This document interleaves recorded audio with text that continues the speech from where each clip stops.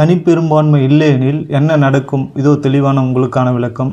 234 தாவேகா 108 தனிப்பெரும்பான்மை கட்சியாக உருவெடுத்திருந்தாலும் ஆட்சி அமைக்க குறைந்தபட்சம் 118, அதாவது 108 தொகுதி போதுமானதாக இல்லை. 234ல் சரிபாதி, அதாவது ஒரு இடம் அதிகமாக 118 எம்எல்ஏக்கள் ஆதரவு இருந்தால் மட்டுமே தனிப்பெரும்பான்மை கட்சியாக ஆட்சி அமைக்க முடியும் என கூறப்படுகிறது.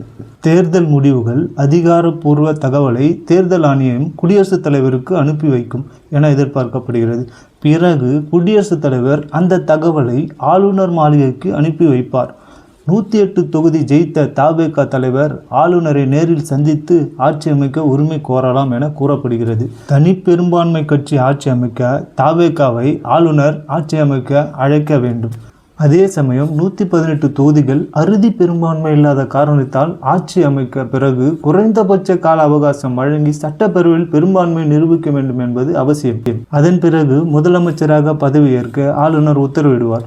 அறுதி பெரும்பான்மை கிடைக்கவில்லை எனில் ஆட்சி அமைக்க உரிமை கோர பட்சத்தில் ஆளுநரே அழைத்து விஜயை ஆட்சி அமைக்க சொல்லி பெரும்பான்மை நிரூபிக்க கோரலாம். 108 எம்எல்ஏ இருப்பதால் மேலும் 10 எம்எல்ஏக்கள் ஆதரவு பெற்று ஆக வேண்டும் என்பது கருத்து.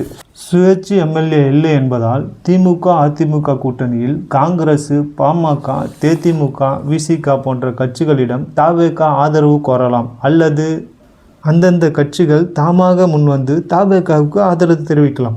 இப்படி நடந்தால் மட்டும் தாவேகாவால் தமிழ்நாட்டில் ஆட்சி அமைக்க முடியும் என நம்பப்படுகிறது. விஜயால் முதல்வராக பதவியேற்று தொடர முடியும் என கூறப்படுகிறது. அதே சமயம் ஒருவேளை முதலமைச்சராக பதவியேற்ற பிறகு பெரும்பான்மை நிரூபிக்க விருப்பம் இல்லை என்றால் மீண்டும் சட்டப்பேரவை தேர்தல் மீண்டும் நடத்த வேண்டும். ஆட்சி கலைக்குமாறு விஜய் கேட்டுக்கொண்டால் குடியரசுத் தலைவர் ஆட்சி அமல்படுத்துவதா அல்லது தேர்தலை நடத்துவதா என ஆளுநர் முடிவெடுப்பார். குடியரசுத் தலைவர் ஆட்சி தமிழ்நாட்டில் அமல்படுத்திவிட்டால் அடுத்த 6 மாதங்களுக்குள் தேர்தல் நடத்தி முடிக்க வேண்டும் என்பதை ஆளுநர் முடிவெடுப்பார். அதாவது தாவேகா தலைவர் முதல்வர் ஆக வேண்டும் என்றால் 108 தொகுதி + 10 தொகுதி கூட்டணியை சேர்த்தால் தாவேகா தலைவர் தான் முதல்வர் என்பது தெளிவாக தெரிகிறது. இதுபோல் சட்டமன்றத்தில் பெரும்பான்மை கட்சி அறுதி பெரும்பான்மை கட்சி பிடிச்சி ஆட்சி எப்படி பிடிக்குதுன்னு தெரிஞ்சுக்கிட்டோம். நெக்ஸ்ட் வீடியோவில் பார்க்கலாம். Thank you friends.